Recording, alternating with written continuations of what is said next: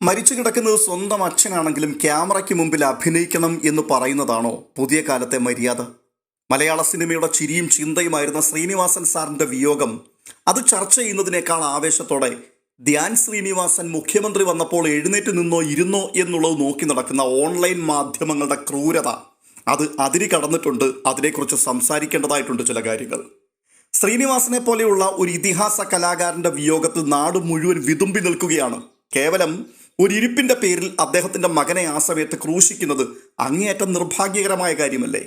ഇവിടെ പ്രധാനമായും ചർച്ച ചെയ്യേണ്ടത് രണ്ട് കാര്യങ്ങളാണ്. ഒന്ന്, മരണപ്പെട്ട വ്യക്തിയോടുള്ള ആദരസൂചകമായി ആ വീട്ടിലേക്ക് കടന്നു വന്ന് പ്രിയപ്പെട്ടവരെ ആശ്വസിപ്പിക്കുവാൻ തയ്യാറായ സംസ്ഥാന മുഖ്യമന്ത്രി ശ്രീ പിണറായി വിജയനെ കണ്ടപ്പോൾ ധ്യാൻ ശ്രീനിവാസൻ എഴുന്നേറ്റ് നിന്നില്ല, കൈ കൊടുത്തില്ല എന്നുള്ള ചില കമന്റുകളാണ്. എന്ത് വാർത്ത കണ്ടാലും എന്ത് കാഴ്ച കണ്ടാലും അതിൻ്റെ എല്ലാം ഉള്ളിലുള്ള നെഗറ്റീവ് മാത്രം പൊക്കിപ്പിടിക്കുവാനും അതുമാത്രം ചൂണ്ടിക്കാണിക്കുവാനുമുള്ള ഒരു ത്വര കഴുകൻ കണ്ണുകളുമായി സദാസമയവും സോഷ്യൽ മീഡിയയിൽ കാത്തിരിക്കുന്ന ഒരു കൂട്ടം ആൾക്കാർക്കുണ്ട്. ദോഷൈക ദൃക്കുകൾ എന്നവരെ വിളിക്കണം. അങ്ങനെയുള്ള ആൾക്കാരാണ് മുഖ്യമന്ത്രി വന്നപ്പോൾ എഴുന്നേറ്റ് നിന്നില്ല, കുറച്ചുകൂടി വിവേകം കാണിക്കാമായിരുന്നു എന്നൊക്കെയുള്ള വാക്കുകൾ കൊണ്ട് ധ്യാൻ ശ്രീനിവാസനെ അപകീർത്തിപ്പെടുത്തുവാൻ ശ്രമിക്കുന്നത്.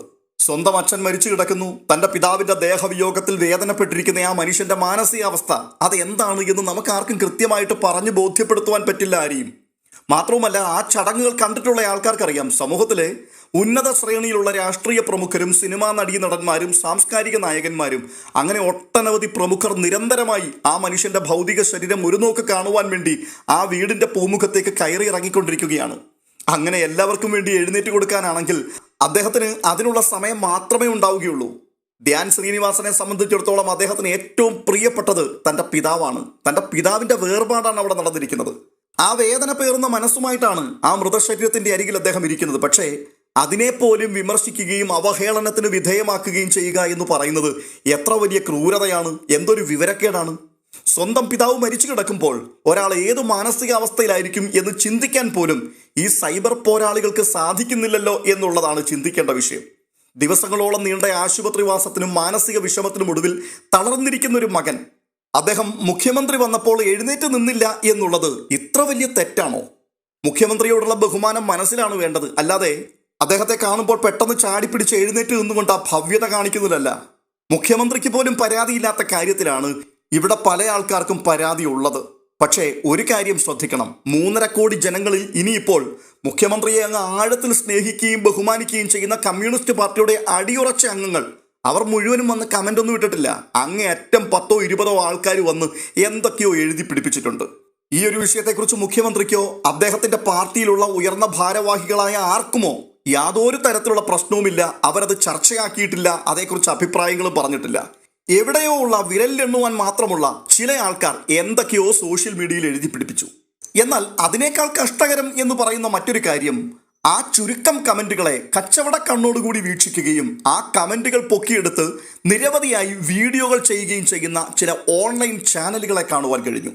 മഹത്തായ മാധ്യമ പ്രവർത്തനം നടത്തുന്നു എന്ന് അവകാശപ്പെടുന്ന മറുനാടൻ മലയാളി ഉൾപ്പെടെ ഈ വിഷയത്തെ ഒരു കച്ചവട ചരക്കാക്കി മാറ്റിയതിലാണ് എനിക്ക് അത്ഭുതം. ഞാൻ മുൻപേ പറഞ്ഞതുപോലെ അങ്ങേയറ്റം 10 20 പേരായിരിക്കാം എവിടെയൊക്കെയോ അതിനെതിരായി വന്ന് കമന്റ് ചെയ്തിരിക്കുന്നത്. അതിനെ കുത്തിപ്പൊക്കിക്കൊണ്ടുവന്ന് ധ്യാൻ ശ്രീനിവാസനെ കീറി മുറിച്ചു, വികൃതമാക്കി, ആക്ഷേപിച്ചു, അവഹേളിച്ചു എന്നൊക്കെ പറഞ്ഞുകൊണ്ട് അതൊരു വലിയ വാർത്തയാക്കി അത് സമൂഹത്തിൽ ചർച്ച ചെയ്യപ്പെടേണ്ട ഒരു കാര്യമാണ് എന്ന രീതിയിൽ ഒരു കൂട്ടം ആൾക്കാർ വീഡിയോയുമായി എത്തിയിട്ടുണ്ട്. ഇവിടെ നമ്മൾ മനസ്സിലാക്കേണ്ടത് ധ്യാൻ ശ്രീനിവാസനോടുള്ള സഹതാപമോ സ്നേഹമോ ആരാധനയോ അല്ലെങ്കിൽ ശ്രീനിവാസന്റെ കുടുംബത്തോടുള്ള ബഹുമാനമോ ആദരവോ ഒന്നുമല്ല ഈ വീഡിയോകളുടെ പിൻപിലുള്ളത്. പകരം കച്ചവടം മാത്രമാണ്. അതും ഒരു കണ്ടന്റ് ആക്കുകയാണ്. അതെ, അതൊരു കണ്ടന്റാണ്. നെടുനീളം വീഡിയോകളിൽ കൂടി അതും ഒരു വാർത്തയാക്കി മാറ്റുവാൻ ശ്രമിക്കുന്നവർ നാറിയ മാധ്യമ പ്രവർത്തനമാണ് നടത്തുന്നത് എന്ന് മാത്രമേ പറയുവാൻ കഴിയുകയുള്ളൂ. ഇവിടെ പ്രധാനമായും ചൂണ്ടിക്കാട്ടേണ്ടത് ഓൺലൈൻ മാധ്യമങ്ങളുടെ ക്ലിക്ക് ബൈറ്റ് രാഷ്ട്രീയമാണ്. വ്യൂസിന് വേണ്ടിയിട്ടുള്ള കളി. മരിച്ച വീട്ടിലെ കണ്ണുനീര് പോലും വിറ്റ് കാശാക്കാൻ നോക്കുന്ന ഓൺലൈൻ പോർട്ടലുകൾക്ക് മാനുഷിക മൂല്യങ്ങൾ നഷ്ടപ്പെട്ടിരിക്കുന്നു എന്ന് പറയാതിരിക്കുവാൻ കഴിയില്ല. ചിലരൊക്കെ ഒരു വെളിവും ബോധവും ഇല്ലാത്തവരെ പോലെയാണ് അവിടെ പെരുമാറിയിട്ടുള്ളത്. ധ്യാൻ ശ്രീനിവാസനെ കുറിച്ച് നമുക്കറിയാം, എപ്പോഴും മനസ്സ് തുറന്ന് സംസാരിക്കുന്ന പ്രകൃതമുള്ള ഒരാളാണ്. അദ്ദേഹത്തെ വലിച്ചിഴച്ചൊരു വാർത്തയാക്കിയാൽ അതിൽ കൂടുതൽ വ്യൂസ് കിട്ടുമെന്ന് മാധ്യമങ്ങൾക്കറിയാം. ആ ഒരു വൾണറബിലിറ്റിയാണ് ഇവിടെ ഇവർ മുതലെടുക്കുവാൻ ശ്രമിക്കുന്നത്. ശ്രീനിവാസൻ എന്ന വലിയ നടൻ നമുക്ക് നൽകിയത് ചിന്തിപ്പിക്കുകയും ചിരിപ്പിക്കുകയും ചെയ്യുന്ന ഒരുപിടി സിനിമകളാണ്. അദ്ദേഹത്തോടുള്ള യഥാർത്ഥ ബഹുമാനം എന്നുള്ളത് ആ കുടുംബത്തിന്റെ ദുഃഖത്തിൽ പങ്കുചേരുകയും അവരെ സ്വസ്ഥമായിരിക്കുവാൻ തൽക്കാലം അനുവദിക്കുകയും ചെയ്യുക എന്നുള്ളതാണ്. അല്ലാതെ ഇല്ലാത്ത വിവാദങ്ങൾ ഉണ്ടാക്കി അവരെ നിരന്തരമായി വേട്ടയാടുക എന്നുള്ളതല്ല. ഇവിടെ ആ ഒരു വേട്ടയാടലാണ് തുടങ്ങി വെച്ചിരിക്കുന്നത്. ധ്യാൻ ശ്രീനിവാസനെതിരായി കമന്റുകൾ എഴുതുന്ന ആൾക്കാർ ഒരു നിമിഷം ചിന്തിക്കണം. നിങ്ങളുടെ വീട്ടിലുള്ള ഒരാൾ മരണപ്പെട്ട് കിടക്കുമ്പോൾ അവിടെ വരുന്ന VIP-യെ എഴുന്നേറ്റ് നിന്ന് സ്വീകരിച്ചില്ല എന്ന് പറഞ്ഞ് നാട്ടുകാർ നിങ്ങളെ അധിക്ഷേപിച്ചാൽ അത് നിങ്ങൾക്ക് സഹിക്കാൻ പറ്റുന്ന കാര്യമാണോ? അടുത്ത നിമിഷം ഓൺലൈൻ ചാനലുകൾ അതൊരു വാർത്തയാക്കി മാറ്റിയാൽ അത് നിങ്ങൾക്കുണ്ടാക്കുന്ന വേദന എത്ര അധികമായിരിക്കും. അതുകൊണ്ട് ഇവിടെ കമന്റ് എഴുതിയ ആൾക്കാരും അത് ഉടൻ തന്നെ വലിയ വാർത്തയാക്കി മാറ്റിയ മാധ്യമങ്ങളും ഒരുപോലെ തന്നെ എതിർക്കപ്പെടേണ്ടതാണ്, വിമർശിക്കപ്പെടേണ്ടതാണ്. ഇനി അടുത്ത പ്രധാനപ്പെട്ട മറ്റൊരു കാര്യമുണ്ട്. നടൻ ശ്രീനിവാസന്റെ ഭൗതിക ശരീരം കാണുവാൻ വേണ്ടി മലയാള സിനിമയിലെ പ്രമുഖ താരമായ പൃഥ്വിരാജ് അവിടേക്ക് എത്തുന്ന കാഴ്ചയാണ്. അദ്ദേഹം ആ വീട്ടിലേക്ക് നടന്നു വരുമ്പോൾ ഒരു മരണവീടാണിത് എന്നുള്ള ചിന്ത പോലും മാറ്റിവെച്ചിട്ട് അവിടെ കൂടിയിരുന്ന ചാനലുകാരെല്ലാവരും കൂടി പെട്ടെന്ന് ഓടിച്ചെന്ന് പൃഥ്വിരാജ് സുകുമാരനെ വളയുകയും താരാരാധനയോടുകൂടി അയാളെ വീക്ഷിക്കുകയും അയാൾക്ക് മുൻപോട്ട് നടക്കുവാനുള്ള അവസരം നിഷേധിക്കുകയും സെൽഫി എടുക്കുകയും ക്യാമറയിൽ ഷൂട്ട് ചെയ്യുകയും ചെയ്ത് വല്ലാതെ അയാളെയും കാണികളെയും അലോസരപ്പെടുത്തുന്ന, ഒരു വിധത്തിൽ പറഞ്ഞാൽ മരണ വീട്ടിലുള്ള ആൾക്കാരെ അപമാനിക്കുന്ന തരത്തിലുള്ള പ്രവണതകൾ അവിടെ കാട്ടിക്കൂട്ടുന്ന ചില ചാനലുകാരെ കാണുവാൻ കഴിഞ്ഞു. എത്ര മോശവും വില കുറഞ്ഞതുമായിട്ടുള്ള പ്രവൃത്തിയാണിതൊക്കെ. സ്വാഭാവികമായും പൃഥ്വിരാജിനെ പോലെയുള്ള സൂപ്പർ സ്റ്റാറുകളൊക്കെ സമൂഹത്തിലേക്ക് എത്തുമ്പോൾ ജനങ്ങൾ ശ്രദ്ധിക്കുകയും ക്യാമറയുമായി ആൾക്കാർ ഓടിക്കൂടുകയും ഫോട്ടോയും വീഡിയോയും ഒക്കെ എടുക്കുകയും ചെയ്യുന്നത് സ്വാഭാവികമാണ്. എന്നാൽ ഇവിടെ അല്പം വിവേകമാണ് മനുഷ്യനിൽ നിന്നുണ്ടാകേണ്ടത്.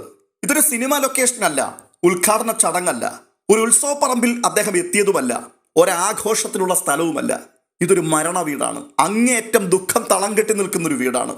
അങ്ങനെയുള്ള സാഹചര്യത്തിൽ പുലർത്തേണ്ട സാമാന്യ മര്യാദയും വകതിരിവും ഈ മാധ്യമങ്ങൾക്കില്ല എന്നുള്ളതാണ് എടുത്തു പറയേണ്ട പ്രധാനപ്പെട്ട വിഷയം. ഇതിൽ ഓൺലൈൻ ചാനലുകളെ മാത്രമല്ല കുറ്റപ്പെടുത്തേണ്ടത്. മലയാള മനോരമ പോലെയുള്ള, റിപ്പോർട്ടർ ചാനൽ പോലെയുള്ള പ്രമുഖ ചാനലുകൾ പൃഥ്വിരാജിന്റെ വരവിനെ ആഘോഷമാക്കുകയും അയാൾക്ക് മുൻപോട്ട് നടക്കുവാനുള്ള അവസരം പോലും നിഷേധിച്ചുകൊണ്ട് അയാളെ ബുദ്ധിമുട്ടിച്ചുകൊണ്ട് വീഡിയോ പകർത്തുവാൻ മത്സരിക്കുകയും ചെയ്യുകയാണ്. എത്രയോ കഷ്ടകരമായ ഒരു ദുരവസ്ഥയാണിത്. എത്രമാത്രം ഇവരൊക്കെ അധപ്പതിച്ചു എന്ന് നിങ്ങൾ നോക്കിക്കേ. ആ വീഡിയോ ക്ലിപ്പുകൾ ഞാൻ ഇവിടെ ഒന്ന് പ്രദർശിപ്പിക്കാം.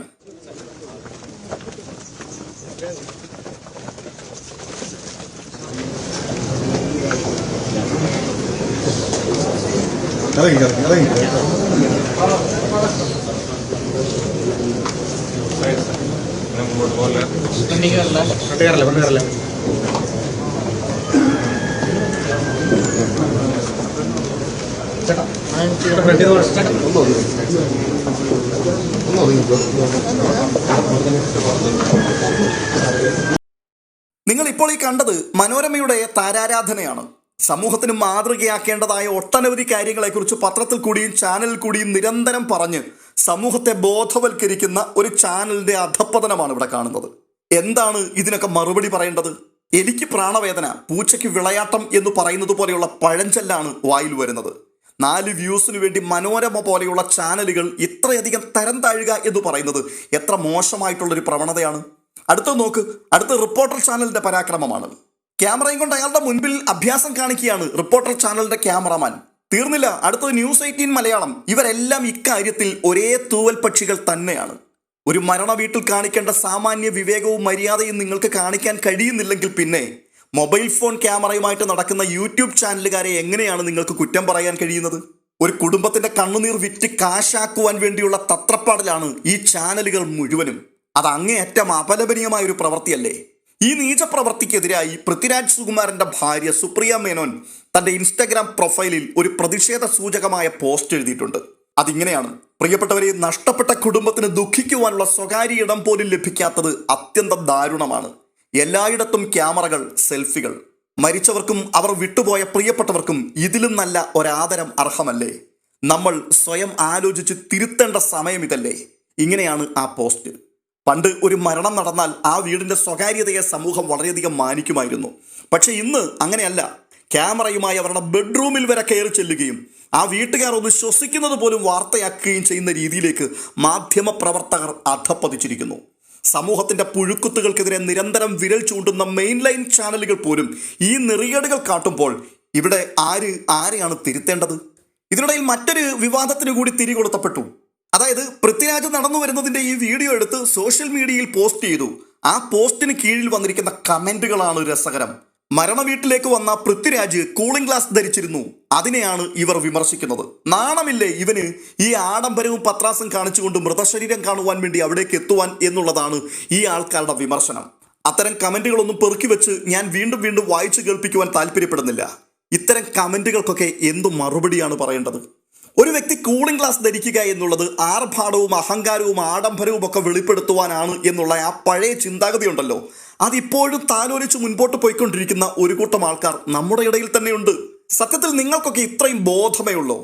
ഇത്രയും വലിയ പുരോഗമനം വെളിപ്പെട്ടുകൊണ്ടിരിക്കുന്ന ഈ പുരോഗമന കാലഘട്ടത്തിലും ഇങ്ങനെയൊക്കെ ചിന്തിക്കുകയും ഇത്തരത്തിലുള്ള കമന്റുകൾ എഴുതുവാനും ഒക്കെ എൻ്റെ പൊന്നടാവേ എങ്ങനെ നിങ്ങൾക്കൊക്കെ കഴിയുന്നു? പൃഥ്വിരാജിനെ പോലെയുള്ള ഒരാൾ കൂളിംഗ് ഗ്ലാസ് വെച്ചുകൊണ്ട് വന്നു എന്നുള്ളത് അയാൾ പത്രാസ് കാണിച്ചതാണ്, അയാൾ അഹങ്കാരിയാണ് എന്നുള്ള രീതിയിലൊക്കെയാണ് നിങ്ങൾ ധരിക്കുന്നത്. പക്ഷേ അതിന് മറ്റു ചില വശങ്ങൾ കൂടിയുണ്ട്. ചിലപ്പോൾ വെയിലിന്റെ കാഠിന്യം കൊണ്ടോ ക്യാമറ ഫ്ലാഷുകൾ മൂലമുള്ള അസ്വസ്ഥത ഒഴിവാക്കാനോ ഒക്കെ ആവാം. അല്ല എന്നുണ്ടെങ്കിൽ താനൊരു സെലിബ്രിറ്റി ആയതുകൊണ്ട് തന്നെ ആളുകളുടെ നോട്ടത്തിൽ നിന്നും കണ്ണുകൾക്ക് ഒരു സ്വകാര്യത ലഭിക്കുവാൻ വേണ്ടി കൂളിംഗ് ഗ്ലാസ് ഉപയോഗിച്ചതാകാം. ഇനി അതൊന്നുമല്ല എങ്കിൽ ചിലപ്പോൾ യാത്രയുടെ ക്ഷീണമോ ഉറക്കമില്ലായ്മയോ കാരണം കണ്ണിൽ ക്ഷീണമുണ്ടാവാം. അത് മറച്ചു വെക്കാൻ വേണ്ടിയായിരിക്കാം അദ്ദേഹം ഈ കൂളിംഗ് ഗ്ലാസ് വെച്ചിരിക്കുന്നത്. ഇത്തരത്തിലുള്ള ഇതിന്റെ മറുവശങ്ങളെക്കുറിച്ച് ഒന്നും ചിന്തിക്കാതെ ഒരു വ്യക്തി കൂളിംഗ് ഗ്ലാസ് ധരിക്കുന്നത് അഹങ്കാരി ആയതുകൊണ്ടാണ്, അല്ലെങ്കിൽ ആഡംബരം പ്രദർശിപ്പിക്കുവാൻ വേണ്ടിയാണ് എന്നൊക്കെ ഒരു ഉളുപ്പുമില്ലാതെ എഴുതി വിടുവാൻ മനസ്സ് കാണിക്കുന്ന ഈ പുരോഗമന കാലഘട്ടത്തിലെ ആൾക്കാരെ ഏത് വാക്കുകൊണ്ടാണ് വിശേഷിപ്പിക്കേണ്ടത്? നടൻ ശ്രീനിവാസനോടുള്ള പൃഥ്വിരാജിന്റെ ബഹുമാനം അദ്ദേഹത്തിന്റെ വസ്ത്രധാരണത്തിലോ കൂളിംഗ് ഗ്ലാസ്സിലോ ഒന്നുമല്ല, അദ്ദേഹത്തിന്റെ മനസ്സിലാണുള്ളത്. അതുകൊണ്ടാണ് ആ വീട്ടിലേക്ക് ആ ബോഡി കാണുവാൻ വേണ്ടി അദ്ദേഹം ഓടിയെത്തുന്നത്. എങ്കിൽ തന്നെയും വീടിനുള്ളിലേക്ക് അയാൾ കയറുവാൻ തുടങ്ങുമ്പോൾ തന്നെ തൻ്റെ കണ്ണട ഊരി കൂടെ ഉണ്ടായിരുന്ന ആളുടെ കയ്യിലേക്ക് കൊടുത്തിട്ടാണ് അകത്തേക്ക് അദ്ദേഹം പ്രവേശിക്കുന്നത്. അത് നിങ്ങളാരും കണ്ടില്ലേ? അതിനെക്കുറിച്ച് എന്താണ് ആരും അഭിപ്രായമൊന്നും പറയാത്തത്? തീർന്നില്ല. വേറൊരു കൂട്ടം ആൾക്കാരുടെ വിമർശനം അംഗരക്ഷകരുടെ അകമ്പടിയോടുകൂടിയാണ് മരണ വീട്ടിലേക്കും പൃഥ്വിരാജ് എത്തിയത് എന്നുള്ളതാണ്. അല്ല, മറ്റേത് രീതിയിൽ അദ്ദേഹത്തിന് അവിടെ എത്താൻ പറ്റും എന്നുള്ളത് കൂടി നിങ്ങൾ പറയുക. ഞാൻ മുൻപേ പറഞ്ഞതുപോലെ ഇതൊരു മരണവീടാണ് എന്നുള്ളത് പോലും മറന്ന് പ്രമുഖ മാധ്യമ പ്രവർത്തകർ പോലും ക്യാമറയുമായി അയാളെ വളയുകയാണ്. അയാൾക്ക് മുൻപോട്ട് നടക്കണമെങ്കിൽ അയാളെ സപ്പോർട്ട് ചെയ്ത് മുൻപോട്ട് കൊണ്ടുപോകാൻ ആരെങ്കിലും വേണം. അംഗരക്ഷകരായ ഒരു കൂട്ടം ആൾക്കാരെയും കൊണ്ട് അദ്ദേഹം അവിടെ എത്തിയിരുന്നില്ലെങ്കിൽ അയാൾക്ക് അകത്തേക്ക് പ്രവേശിക്കുവാനുള്ള അവസരങ്ങൾ പോലും ഈ മാധ്യമ പ്രവർത്തകർ ഉണ്ടാക്കില്ലായിരുന്നു. അത് അയാൾക്ക് നന്നായിട്ട് അറിയാം. കാരണം കുറെ കാലമായില്ലേ ഈ ക്യാമറകളെയും മാധ്യമ പ്രവർത്തകരെയും ഒക്കെ അയാളും കാണുന്നത്. ഈ വെളിവും ബോധവും ഇല്ലാത്ത ആൾക്കാർ അത് ഉത്സവപ്പറമ്പിലാണെങ്കിലും മരണ വീട്ടിലാണെങ്കിലും ഒരേ ക്വാളിറ്റി തന്നെയായിരിക്കും പുറത്തെടുക്കുക എന്നുള്ളത് അയാൾക്ക് നന്നായിട്ട് അറിയാം. നമുക്കിവിടെ മനസ്സിലാക്കുവാൻ കഴിയുന്നത് ശ്രീനിവാസന്റെ മരണത്തോടുള്ള ബന്ധത്തിൽ ആ വീട്ടിൽ തടിച്ചുകൂടിയതിൽ 99% മാധ്യമ പ്രവർത്തകരും ആ വീട്ടിൽ എത്തിച്ചേർന്നത് ശ്രീനിവാസനോടുള്ള ആദര സൂചകമായിട്ടൊന്നുമല്ല, കാശുണ്ടാക്കാൻ വേണ്ടി മാത്രമാണ്. അവിടെ എത്തുന്ന ഓരോ സെലിബ്രിറ്റികളുടെയും വീഡിയോകൾ പോസ്റ്റ് ചെയ്യുക, അതിൽ കൂടി പണമുണ്ടാക്കുക, ആ ലക്ഷ്യം മാത്രമാണ്. അതിൻ്റെ പച്ചയായൊരു ദൃശ്യമാണ് ഇപ്പോൾ പൃഥ്വിരാജ് ആ വീട്ടിലേക്ക് വരുന്ന സമയത്ത് നമുക്ക് കാണുവാൻ കഴിയുന്നത്. മുഴുവൻ ആൾക്കാരും കൂടി അയാളെ അങ്ങ് വളയുകയാണ്. അവരുടെ സ്വകാര്യതയിലേക്ക് അങ്ങ് ഇടിച്ചു കയറി ചെല്ലുകയാണ്, സാഹചര്യ ബോധം പോലുമില്ലാതെ. ഒരു സെലിബ്രിറ്റി എന്നുള്ള തലക്കെട്ട് അവർക്കുണ്ടെങ്കിൽ പോലും അവരും നമ്മളെപ്പോലെയുള്ള വ്യക്തികളാണ്. അവർക്കും അവരുടേതായിട്ടുള്ള സങ്കടങ്ങളും വേദനകളും സ്വകാര്യതയും ഒക്കെ ഉണ്ട്. ആ സ്വകാര്യതയിലേക്കാണ് നിങ്ങളൊക്കെ ഈ ക്യാമറ കമ്പുകളുമായി ഇടിച്ചു കയറി ചെല്ലുന്നത്. എന്തായാലും വല്ലാത്ത സങ്കടകരമായ കാഴ്ചകൾ തന്നെയാണ്. നടൻ ശ്രീനിവാസൻ സാറിന് അർഹിക്കുന്ന ആദരം നൽകേണ്ട സമയത്ത് അത് കൊടുക്കാതെ ഇത്തരം വാർത്തകൾ, ഇത്തരം നിസ്സാരമായ വിഷയങ്ങൾ അത് വലിച്ചഴിച്ച് സമൂഹത്തിന്റെ മുൻപിലേക്ക് കൊണ്ടുവരികയും സമൂഹത്തിൽ വിഷം കുത്തി വീണ്ടും വീണ്ടും പ്രശ്നങ്ങൾ ഉണ്ടാക്കുവാൻ വേണ്ടി ശ്രമിക്കുകയും ചെയ്യുന്ന ഈ മഞ്ഞ മാധ്യമങ്ങൾ അവരുടെ മുഖംമൂടി അഴിച്ചു മാറ്റേണ്ട സമയം കൂടി അതിക്രമിച്ചിരിക്കുന്നു എന്ന് മാത്രമേ എനിക്ക് പറയുവാൻ കഴിയുകയുള്ളൂ. എന്തായാലും പ്രേക്ഷകരായ നിങ്ങളുടെ അഭിപ്രായം എന്താണ്? കമന്റ് ബോക്സിൽ രേഖപ്പെടുത്തുവാൻ മറക്കരുത്. മറ്റൊരു അപ്ഡേഷനുമായി വീണ്ടും എത്താം.